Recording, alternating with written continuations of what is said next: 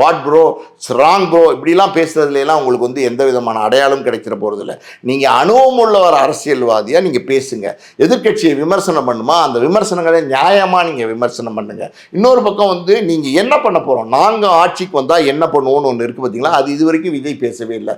விஜய் இது வரைக்கும் பேசின இந்த கூட்டத்தில் இல்லை வந்து பரப்புரையில் எங்கேயாவது வந்து அரசியல் பேசியிருக்காரா, சரியான பார்வையில் அரசியல் பேசியிருக்காரா, சரியான அரசியல் திட்டங்களை சொல்லியிருக்கிறாரா, சரியாக அவருடைய அரசியல் கொள்கைகளை சொல்லியிருக்கிறாரா, அவருடைய கொள்கை எதிரி பாரதிய ஜனதா கட்சின்னும் போது எதுக்காண்டி கொள்கை எதிரிங்கிறத தெளிவுபடுத்தி சொல்லியிருக்கிறாரா, இங்கே வந்து என்னுடைய அரசியல் எதிரி டிஎம்கேங்கிறாரு.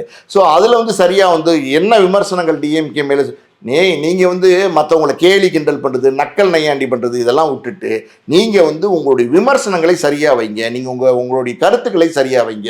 நீங்கள் என்ன பண்ண போகிறீங்கிறது மக்கள்கிட்ட கொண்டு போய் சேருங்க. ஆட்டோமேட்டிக்காக உங்களுக்கு வந்து ஒரு நல்ல தலைவங்கிற அடையாளம் கிடைக்கும்.